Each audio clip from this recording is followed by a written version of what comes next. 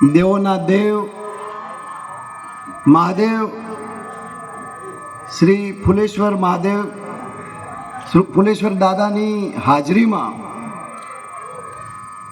પાર્થ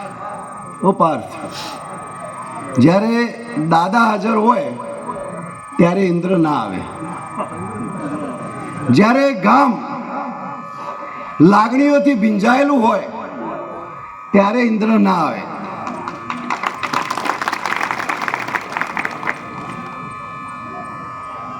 આ ચૂંટણી એ ઉમતા ગામની સર્વ નાગરિકોની કે જે લોકો નાત જાત અને ભેદભાવમાં નથી માનતા, જે લોકો સર્વે જ્ઞાતિને સાથે રાખીને ચાલે છે અને જેમના દિલમાં ગામનું હિત વસેલું છે એવા સર્વે ઉમતા ગામના નાગરિકોની જીત છે.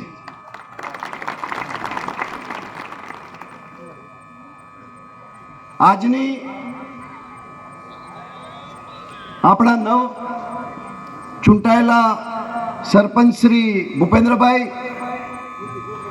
આપણા ગામના 12 વોર્ડ પ્રમુખશ્રીઓ, વોર્ડ સભ્યશ્રીઓ,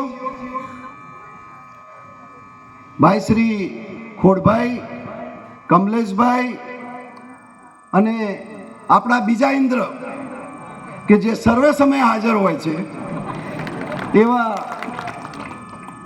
આપણા આઈકે ઇન્દ્રજીત,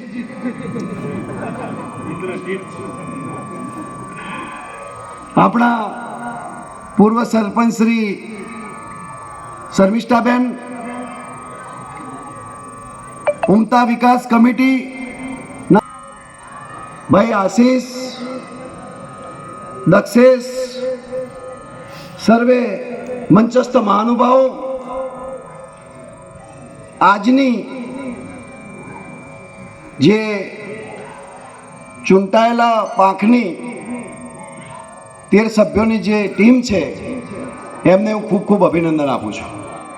પરંતુ સાથે સાથે હું એમને ચેતવણી પણ આપું છું કે આ ગામે તમને ચૂંટ્યા છે, તમારી જવાબદારી અનેક ગણી વધી જાય છે. એમની એટલાની નહીં, બધાની વધી જાય છે જવાબદારી અને ખૂબ અપેક્ષાઓ છે, ખૂબ અપેક્ષાઓ છે. આજ સુધી કદી મેં ગામની ચૂંટણી બાબતે રસ લીધો નથી, પરંતુ જ્યારે પણ ગામની વિકાસની બાબત હોય ત્યારે એટલું બધાને ચોક્કસ આહવાન કરેલું છે કે ભાઈ આવો, બેસો, એક મુજ પર બેસતા શીખો. ગામની બાબતે ગામ એ કોઈ પોલિટિક્સ કરવાનું સ્થળ નથી, ગામ એ રાજકારણ રમવાનું સ્થળ નથી, ગામ એ આપણું ઘર છે. અને ઘરમાં જે માણસ રાજકારણ ખેલ્યા છે ને એ ઉપર સુધી પહોંચી નથી શક્યા. ઉપર પહોંચવા માટે ગામને એક રાખવું પડે, ગામ માટે ત્યાગ આપવો પડે, ચાહે સમયદાન હોય, પૈસાનું દાન હોય કે શ્રમદાન હોય. કંઈ મેળવવા માટે કંઈ ગુમાવવું પડે છે.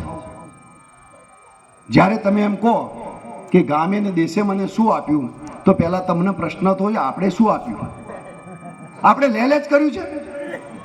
આપણે વિચાર્યું છે આ વસ્તુ? જ્યારે ચૂંટણી આવે એટલે મને સમાચાર મળે કે આટલા પૈસા વેરાય છે, આમ થાય છે. શરમ આવી જોઈએ ઉમતા ગામની જે પણ લોકો આ રીતે સંકળાયેલા છે એવા લોકો માટે.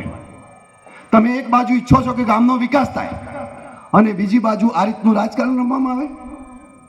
શું તમે તમારી જાતને પૂછ્યા છે? તમે અલ્લાહ કે મહાદેવની સામે જઈને કદી ઉભા રહીને પ્રશ્ન કર્યો છે કે આપણે શું કરી રહ્યા છીએ?